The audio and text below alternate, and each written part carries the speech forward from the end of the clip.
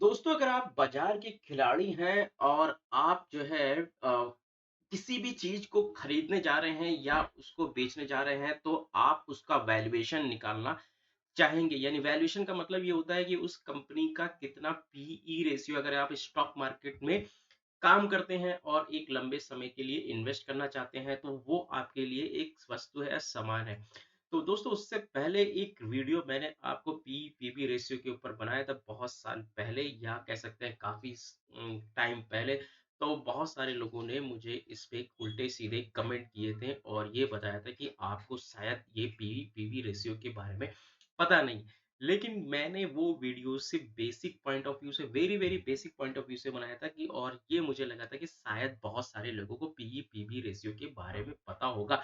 इसलिए मैंने उसपे बहुत ज़्यादा डिटेल में नहीं बनाया। चलिए, मैं आज फिर से एक बड़ा-सा उसके मतलब आपको बताऊँगा कि पीई-पीवी रेशियो आखिर होता क्या है? और साथ ही साथ इसमें पूरा डिटेल में भी बताऊँगा कि पीई-पीवी रेशियो के अलावा भी और कितने रेशियोज़ होते हैं, और आपको मैं लाइव बताऊँगा कि पी-पीवी रेशियो आखिर कैसे निकाला जाता है। तो आप इस वीडियो को देखिएगा, बाज़ार के खिलाड़ी हैं अगर आप, तो प्रॉफ़िट मुक के अगर आप बनाना चाहते हैं, तो उसकी शेयर की कीमत पे कितने गुना प्रीमियम आप देने को तैयार हैं। यानी कि अगर आपके पास कोई स्टॉक है, तो उसकी प्रीमियम्स वैल्यू जो होती है, प्रीमियम वैल्यू का मतलब ये होता है कि जो अभी स्टॉक प्राइस चल रहा है, उसको प्रीमियम वैल्यू ही बोलते हैं। आप उसको कितने गुना देने के लिए तैयार हैं। अगर 15 की पी रेशियो का मतलब है कि कंपनी को कि कंपनी का जो मुनाफ़ा है वो 15 गुना है। तो अगर 15 गुना आप उसके मुनाफ़े को देने के लिए तैयार हैं, तो आपको ये पी रेशियो जो है वही होता है। अब चलिए, पी रेशियो किनसे मिलकर के बनता है, तो हम बात करेंगे पी रेशियो के साथ-साथ कुछ रेशियोज़ और होते हैं। जिस तरह से हम आज कुछ रेशियो के ऊपर बात करेंगे, वो होता है प्राइस टू सेल्स रेशियो के बारे में हम बात करेंगे, जिसको पीएस रेशियो बोलते हैं। एक price to book value ratio के बारे में बात करेंगे, जिसको बीवी रेशियो बोलते हैं, और एक पी रेशियो जिसको बहुत ही मोस्ट इम्पोर्टेंट है, price to earning ratio. P ratio होता है जिसको प्राइस टू अर्निंग रेशियो होता है, और किसी भी चीज की कीमत निकालने को उस चीज का वैल्यूएशन करना कहते हैं। शेयर बाजार में जब किसी शेयर की कीमत को निकाला जाता है, तो उसके शेयर का वैल्यूएशन करना कहते हैं। किसी भी बिजनेस में, या अगर आप निवेश करने जा रहे हैं, तो उसकी वैल्यूएशन कितनी होनी चाहिए, किसी बिजनेस को खरीदने के लिए भी उसकी वैल्यूएशन को देखा जाता है। वैल्यूएशन रेशियो हमें यही बताता है, और किसी भी शेयर की कीमत को बाजार कैसे देख रहा है, यानी कि बाजार में अभी क्या उठा-पटक चल रही है। अगर उसकी हम मतलब अगर हम निकालते हैं, तो उसको वैल्यूएशन करना बोलते हैं। इससे ये पता लगता है कि निवेश करने के लिए अच्छा शेयर कौन-सा है। अगर आप उसी चीज़ का वैल्यूएशन निकाल लेते हैं, ये रेशियो हमें ये भी बताता है इस शेयर को इस कीमत पर खरीदने पे हमें कितना फ़ायदा हो सकता है। बाकी शेयर रेशियो की तरह इसमें रेशियो की दूसरी कंपनी के रेशियो की तुलना करनी पड़ती है। तो चलिए, बिना देरी किए हुए आज हम बात करेंगे कि जो है कौन-कौन से रेशियोज़ होते हैं। तो नंबर 1 हम आज बात करेंगे, आपको लिख के दिखाते हैं यहाँ पे। आज हम बात करेंगे, नंबर होता है एक प्राइस टू सेल्स रेशियो जिसको बोलते हैं पी अपॉन एस रेशियो, ठीक है? एक रेशियो के बारे में बात करेंगे पीवी रेशियो से पहले। दूसरा होता है पी अपॉन बीवी रेशियो, जिसको बोलते हैं price to book value ratio. यानी कि इसको हम शॉर्ट फॉर्म में लिख दे रहे हैं, बुक प्राइस टू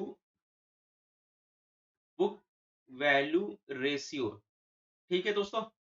तीसरे नंबर में हम बात करेंगे पीई रेशियो, जिसका बहुत सारे लोगों को इंतजार है। पीई रेशियो इसको बोलते हैं प्राइस टू अर्निंग रेशियो, यानी कि एक शेयर जितनी आप कीमत देने के लिए तैयार हैं, उस पे उसको कितना मुनाफ़ा हो रहा है। तो ये हमें बताता है। सबसे पहले चलिए वन बाय वन करके हम डिस्कस करेंगे, और आज हम निकालेंगे सबसे प्राइस टू पीएस रेशियो के बारे में बात करेंगे सबसे पहले, ठीक है? इसको थोड़ा-सा हम छोटा कर लेते हैं। पी अपॉन एस रेशियो के बारे में हम बात करने जा रहे हैं। सबसे पहले, क्योंकि एक-एक करके अगर आपको स्टेप क्लियर करेंगे, तो शायद आपको आसानी से समझ सकते हैं। इसमें देखते हैं, कई बार जो इन्वेस्टर्स होते हैं, वो अपने निवेश के लिए कंपनी चुनते वक़्त किसी की कमाई से ज़्यादा कंपनी की बिक्री पर ध्यान देते हैं। देखिए, स प्राइस टू सेल्स, सेल्स का मतलब क्या होता है? सेल्स का मतलब क्या होता है? बिक्री, ठीक है? तो यानी कि अगर उसकी जो कमाई होती है, उसकी कमाई से ज़्यादा बिक्री पे ध्यान दे रहे हैं। यानी कि कंपनी क्या प्रॉफ़िट कर रही है, इससे अभी मतलब नहीं है। वो नेक्स्ट में आपको बताएँगे, ठीक है? अभी वो देख रहे हैं कि कंपनी की सेल्स कितनी हो रही है। कंपनी की कमाई में खास वजह से कमी आ रही है। कई बार किसी के अकाउंटिंग फैसले की वजह से भी कंपनी के मुनाफे या उसकी कमाई में कमी आ जाती है। जैसे किसी बड़े भुगतान की वजह से अगर हम किसी दूसरी वजह से ऐसे कंपनी की बिक्री पर ध्यान देना अगर निवेशक के लिए बहुत ही ज़्यादा बेहतर होता है। ऐसे रेशियो का अनुपात निकाला जाता है। तो हम प्राइस टू सेल्स रेशियो का अगर हम फ़ॉर्मूला निकाले हैं, इसका फ़ॉर्मूला अगर हम आपको बताते हैं, देखिए आज मैं पूरा डिटेल में बता रहा हूँ, बहुत ही मूड में हूँ। तो देखिए क्योंकि बहुत सारे लोगों ने ये बोला था, तो मैंने सोचा था एक लंबा वीडियो मैं बनाऊँगा और डिटेल में बनाऊँगा, ठीक है? तो प्राइस टू सेल्स रेशियो का जो फ़ॉर्मूला होता है, price to sales ratio is equal to होता है शेयर की करंट प्राइस जो होती है, यानी करंट प्राइस मतलब जो अभी जो प्राइस चल रहा है डिवाइडेड बाय, अगर हम उसको डिवाइड कर देते हैं number of shares, number of shares, यानी कि जितनी भी प्राइस चल रही है उसके नंबर ऑफ शेयर्स से हम डिवाइड कर देते हैं। यस, नंबर ऑफ शेयर्स या नंबर प्रति शेयर सेल्स या बिक्री, sorry, number of sales, sales not not shares, number of sales, sales और या इसको हम बिक्री बोलेंगे, ठीक है? हिंदी में बोलते हैं बिक्री, ठीक है? तो ये चीज़ आपको समझ में आ गई। अब हम इसको एक उदाहरण के तौर पे समझेंगे और उसका उदाहरण लेते हैं, कोई भी हम XYZ कंपनी पकड़ लेते हैं और वो कंपनी है, मान लीजिए जैसे कि हम पकड़ लेते हैं कि चलिए आप ही बता दीजिए, 2 मिनट सोचिए कोई कंपनी का नाम। और कंपनी का नाम देखिए हम ऐसे ही रख लेते हैं क्योंकि हमें आपको समझाना है, ठीक है? तो हम कंपनी का नाम जैसे कि मैं रख लेता हूँ, चलिए अभी मेरे दिमाग में आ जाता है, कौन-सा? हरी फर्टिलाइज़र, ठीक है। मान लिया ये कि क्या है, एग्ज़ाम्पल है, ठीक है? ये एक एग्ज़ाम्पल है। हरी फर्टिलाइज़र एक कंपनी है। इसका करंट प्राइस जो है, मान लिया जो है इसका स्टॉक का प्राइस है, इसका स्टॉक का प्राइस मान लिया हम क्या चल रहा है आज की डेट में, मान लिया ₹880 पर शेयर चल रहा है, ठीक है? पर शेयर मतलब 1 शेयर की कीमत ₹880, ठीक है? अब क्या करें, अब हम ये मानते हैं कि कंपनी के पास शेयर्स कितने हैं, नंबर ऑफ शेयर्स कितने हैं कंपनी के पास? मान लिया 18 करोड़ शेयर है, कंपनी ने निकाले हुए 18 करोड़ शेयर। अब इसका जो है हमें पीएस निकालना है, प्राइस टू सेल्स रेशियो निकालना है। प्राइस टू सेल्स रेशियो निकालने के लिए हमें क्या करना पड़ेगा? प्राइस टू सेल्स रेशियो निकालने के लिए हमें क्या करना पड़ेगा? सिंपल सा, आप सोचिए ज़रूर किया थोड़ा-सा। प्राइस टू सेल्स रेशियो बराबर होता है, अभी आपको मैंने एक चीज़ एक एग्ज़ाम्पल देकर के बताया है कि प्राइस टू सेल्स रेशियो होता है शेयर्स की करंट प्राइस न न shares current price divided by क्या बोलते हैं, पर शेयर्स, पर सेल्स, ठीक है? पर शेयर्स के ऊपर कितनी बिक्री हो रही है। अब यहाँ पे एक उदाहरण देकर के हम ये मानते हैं, चलिए अभी यहाँ पे पूरा नहीं हो पाया, और हरी फर्टिलाइजर के पास जो है हम बोलते हैं कि जो इसकी बिक्री हुई है,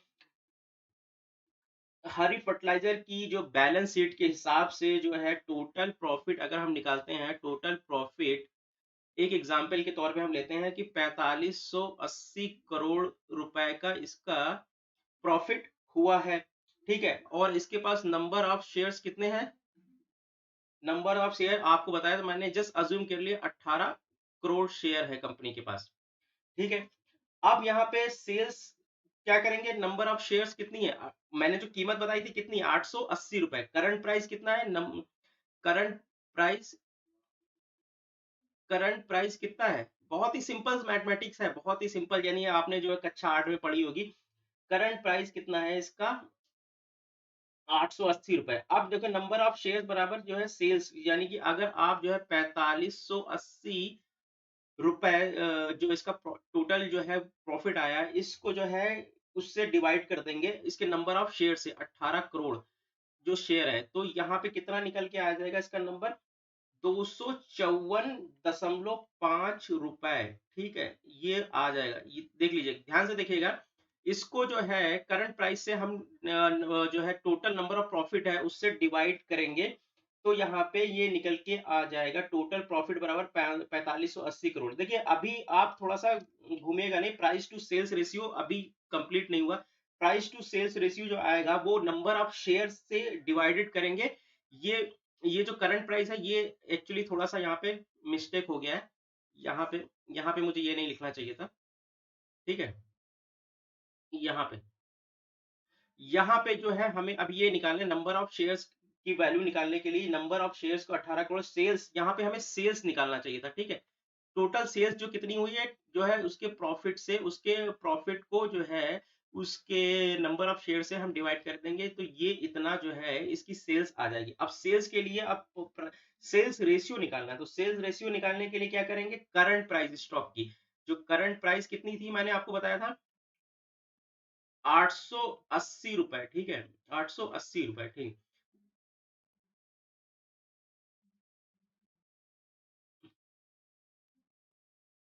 880, ठीक है 880 और ये कितना आया था इसकी जो सेल्स कितनी आई थी सेल्स 254 तो 254.5 अगर आप इसको इससे डिवाइड करेंगे तो कितना आ जाएगा 3.46 टाइम्स इसको टाइम्स में निकाला जाता है यानी गुना यानी कि एक्स इसको या तो फिर एक्स लगे 3.426 एक्स 3.42 एक्स आ जाएगी number of shares sorry P S value आ जाएगी पीएस वैल्यू कितनी आ जाएगी इसकी ये आ जाएगी तो होपफुली आपको ये समझ में आ गया होगा चलिए अगर आपको ये समझ में आ गया है तो आगे निकालते हैं price to book value ratio ठीक है price to book value ratio निकालते हैं तो थोड़ा सा अभी दिमाग लगाइए कमेंट करिए कमेंट करके पूछिए अभी आपको ये समझ में आया या इसमें क्या क्लॉज आ रहे हैं तो नेक्स्ट स्टेप हम चलते हैं प्राइस टू बुक वैल्यू निकालते हैं तब तक आप कमेंट करिए तब तक हम नेक्स्ट स्टेप निकालते हैं तो अब बात करेंगे price to book value ratio के बारे में जैसे कि आपके सामने ये मैंने लिखा हुआ है एक पार्ट आपके सामने अभी जस्ट मैंने कंप्लीट किया है उसके जस्ट सेकंड के बाद मैं आपके सामने आता हूँ पहले मैंने पी एस रेशियो आपके बताया था प्राइस टू सेल्स रेशियो अब price to book value ratio के बारे में हम बात करेंगे तो ये एक्चुअली उससे पहले हम बताते price to book value ratio actually होता क्या है तो दोस्तों जैसा कि आपने पता होगा कि बुक वैल्यू का मतलब क्या होता है बुक वैल्यू का मतलब होता है कि किसी चीज की अकाउंटिंग करना यानी उस चीज में कुछ डेटा इकट्ठा करना और डालना ये तो एक मोटा मोटा सा एक जनरल भाषा का काम है लेकिन अगर आप कंपनी के दिमाग से सोचे तो कंपनी क्या करती है प्राइस टू बुक वैल्यू समझाने के लिए हमें ये जानना होगा कि बुक वैल्यू एक्चुअली होता है क्या मान लीजिए कि एक कंपनी को जैसे सपोज आप एक कंपनी चला रहे हैं ठीक है और आपको कंपनी को क्या करना पड़ा बंद करना पड़ा आप कंपनी चल रही थी आपने कंपनी क्या कर दिया बंद कर दिया और उसे अपने सारे एसेट बेचने पड़े एसेट में क्या क्या आता है मान लिया एसेट में आपका फर्नीचर्स भी आता है आपके जो है आपके बहुत सारे एसेट्स आते हैं वो सारे एसेट में अब कुछ भी हो सकता है एसेट इनटेंजिबल एसेट्स भी हो सकता है बट टेंजिबल एसेट उसमें प्रॉपर्टी भी होती है साथ ही साथ और एम्प्लॉइज की कॉस्ट भी आती है उसी में तो सारे एसेट आपको कंपनी को कम से कम जितने भी पैसे मिलते हैं यानी कि सपोज आप कंपनी चला रहे हैं और उस कंपनी को बंद करने जा रहे हैं कंपनी को बंद करने के बाद और उसको क्लोज करने के बाद जितने भी पैसे मिल रहे हैं उस कंपनी को उसको बुक वैल्यू माना जाता है ये तो बुक वैल्यू हो गई बुक वैल्यू मतलब उसको चीज को बुक किया खत्म यानी कि किसी एक ऑक्शन में उसको नीलामी के तौर पे या फिर एक टूल्स आजकल टूल्स आ गए मार्केट में उसकी हेल्प से हम पता लगा सकते हैं कि price to book value actually होता क्या है ठीक है आपको ये पता लग गया कि बुक वैल्यू होता है साधारण भाषा में अगर कहें तो सब कुछ अगर आप कंपनी का बेच दें और अपनी देनदारियां यानी कि आपकी लाइबिलिटीज यानी आपको जो चुकाना है उसको पूरा करने के बाद आप कंपनी के पास जितने पैसे बचेंगे उसे कंपनी की बुक वैल्यू माना जाता है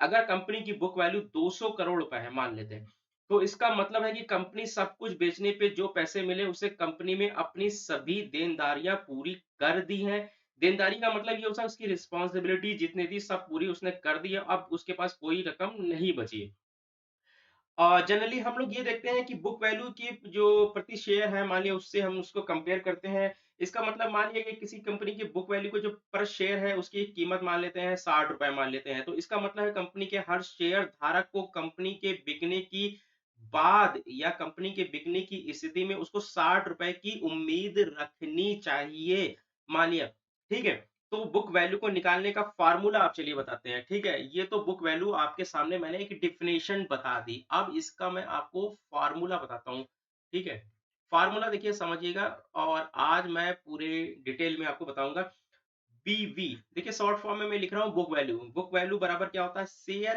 कैपिटल ठीक है प्लस रिजर्व ठीक है। रिजर्व का मतलब क्या होता है?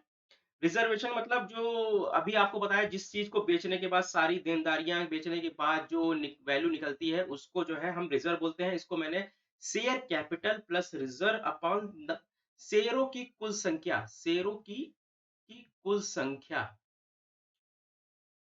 इतना तो आप समझ गए होंगे। नंबर, या इसको हम बोलते हैं नंबर ऑफ शेयर्स, यानी कि जैसे कि 10 करोड़ 50 करोड़ जितने भी शेयर्स हैं उसको ये चीज बोली जा रही है। अब फार्मूला आप देखो, फिर देख लीजिए।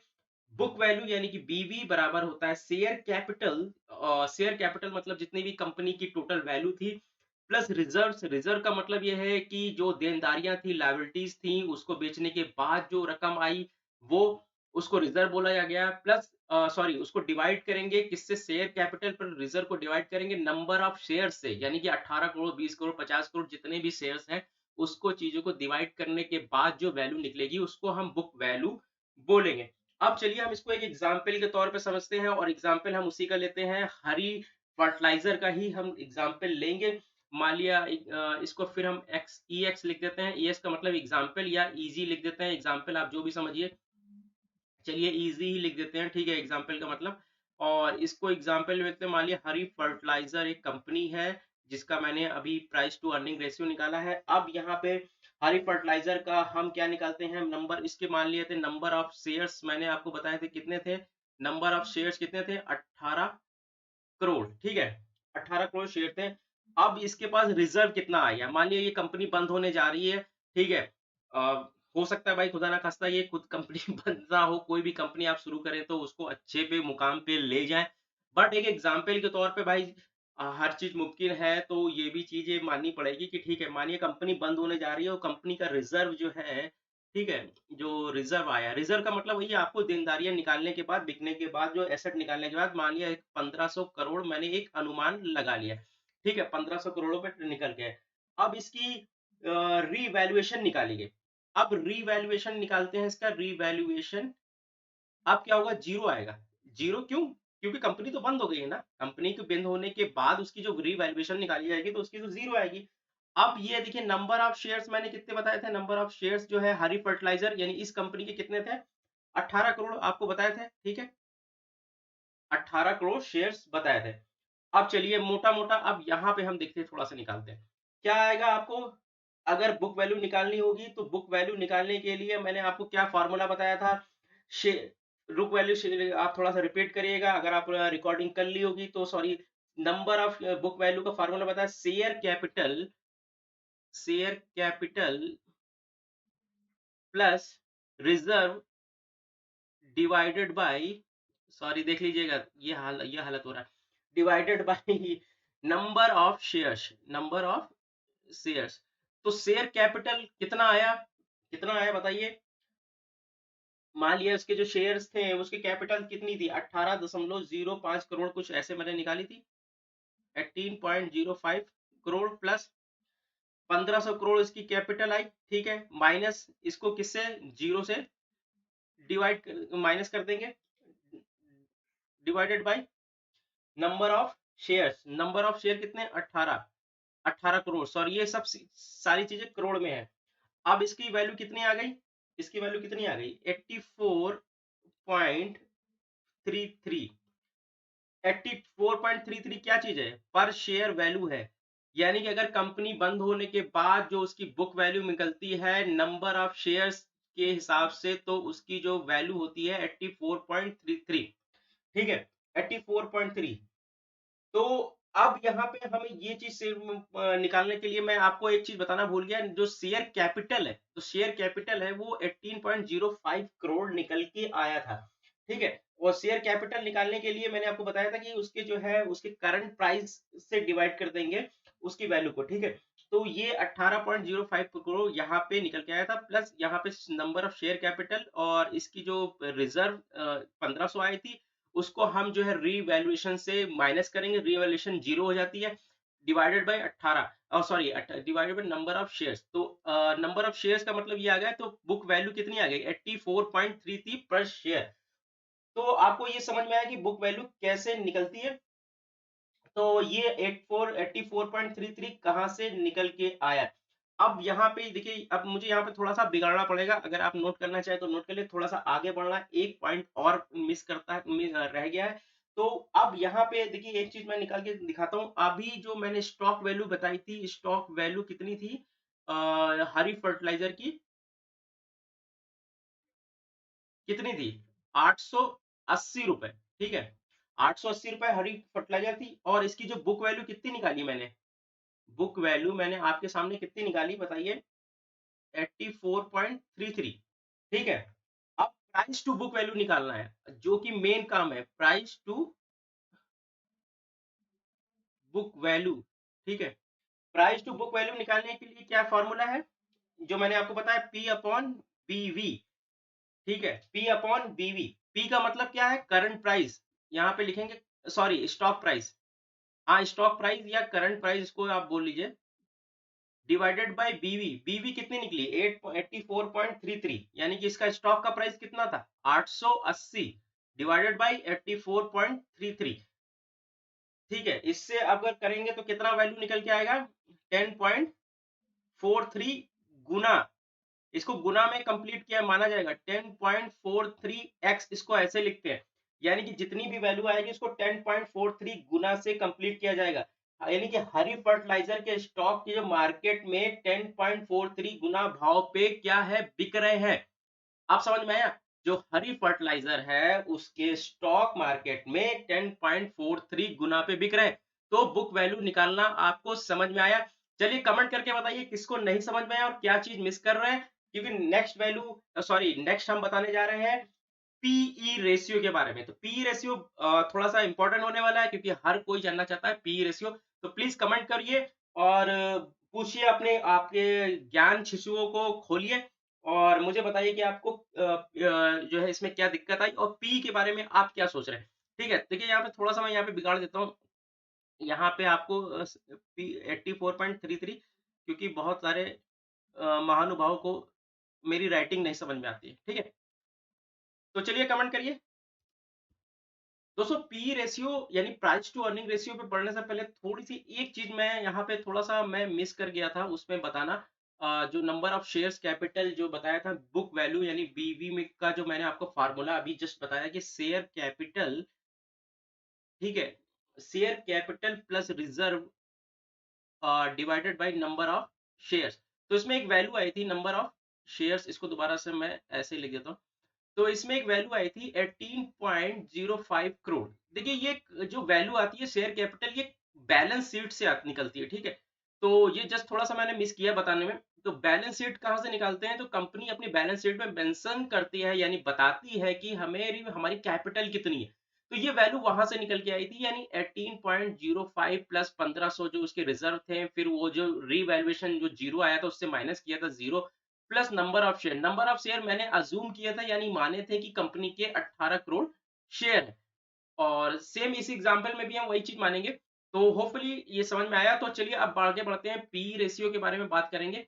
तो पी रेशियो यानी कि इसको बोलते हैं price to earning ratio, price to earning यानी कि एक प्राइस, यानी एक जो आप स्टॉक खरीद रहे हैं, यानी कि जब सपोज आपने हरी फर्टिलाइजर को जो स्टॉक खरीदा उसकी कीमत है 880 रुपए पर शेयर।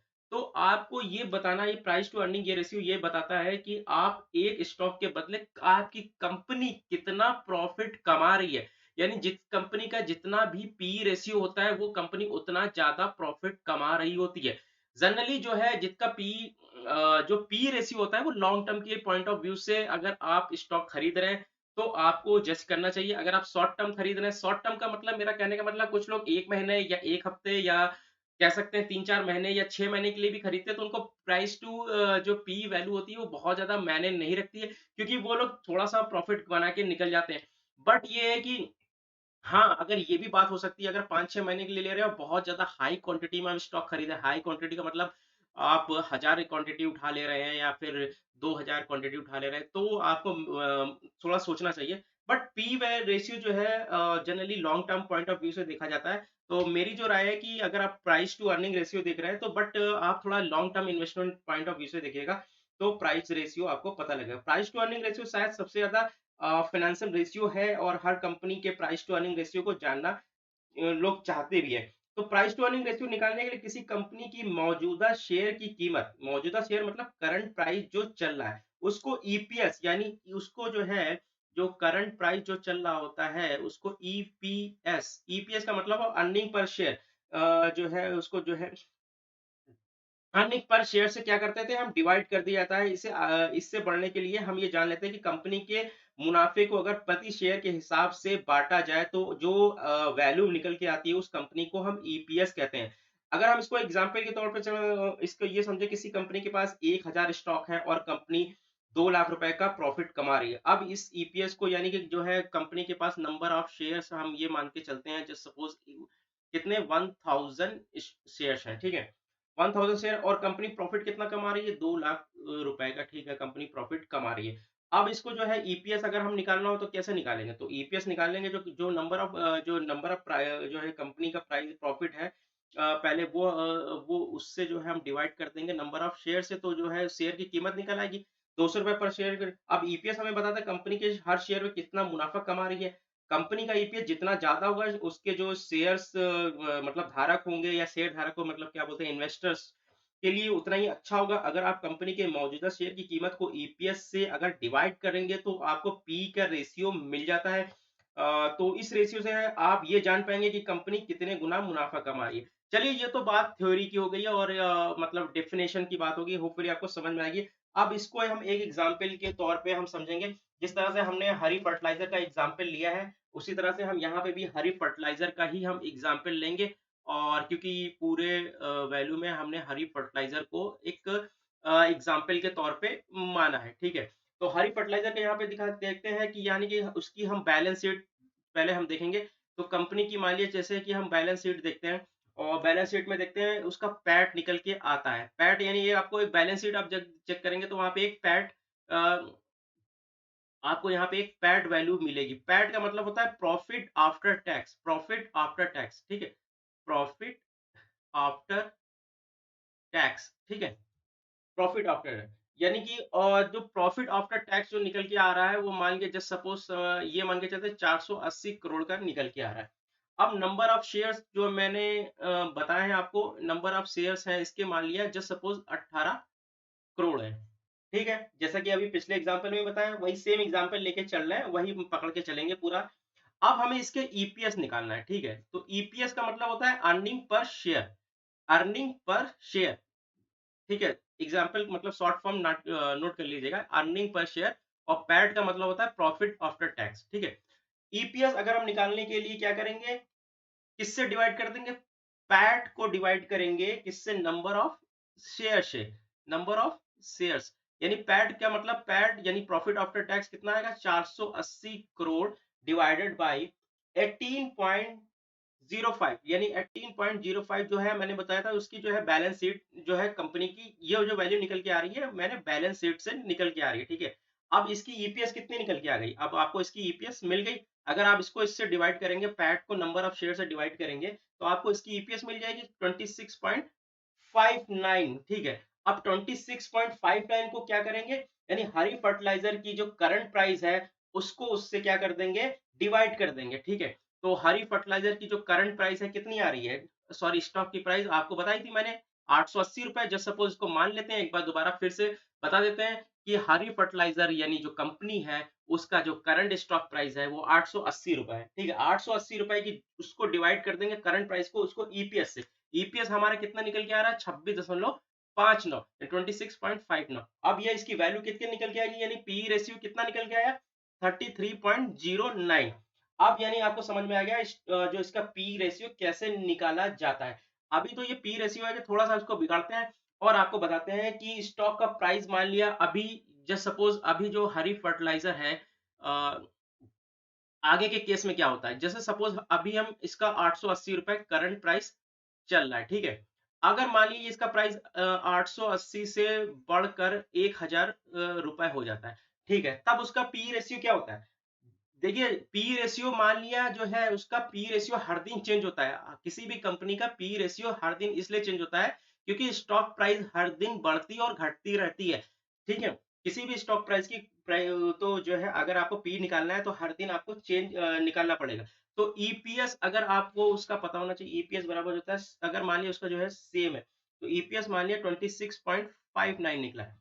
अब यहाँ पे क्या करेंगे, पीई निकालने के लिए हमें क्या करना पड़ेगा, उसको जो है अब यानी करंट प्राइस से डिवाइड कर देंगे, यानी कि 1000, जो 1000 पहले हमने किससे डिवाइड किया था, 880 से, अभी किससे डिवाइड करेंगे, जो करंट प्राइस चल रहा है 26 पॉइंट 1000 को हम डिवाइड करेंगे 26.59, 26.59 हमारा ईपीएस एग्जैक्टली अभी सेम है। तब अभी जो हमारा पी मिलेगा वो कितना मिलेगा, हमारा पी मिलेगा 37.60। आपको होपफुली ये दोस्तों समझ में आ गया होगा कि पी वैल्यू कैसे निकाली जाती है। आप कमेंट करके बताइए ये कि आपको समझ में आया या नहीं आया। तो पी वैल्यू निकालने का बहुत ही आसान तरीका मैंने आपको समझाया कि ये सारे चैनल के द्वारा। ठीक है दोस्तों, आप इस वीडियो को लाइक करिएगा, शेयर करिएगा दोस्तों के साथ। आगे के वैल्यू के लिए आपको बताएँगे। चलिए यहाँ पे एक लिख देते हैं, आपको क्या इंडेक्स का वैल्यूएशन निकालना आना चाहिए। इंडेक्स का मतलब जैसे कि आपने यहाँ पे स्टॉक का वैल्यूएशन निकाला, पी रेशियो, क्या आपको निफ्टी निफ्टी 50 का निफ्टी 50 का या बैंक निफ्टी का वैल्यूएशन निकालना, आपको क्या इसमें वीडियो चाहिए तो कमेंट करिएगा, और बस इसी तरह से लाइक करिएगा और दोस्तों को क्या शेयर करिएगा। धन्यवाद।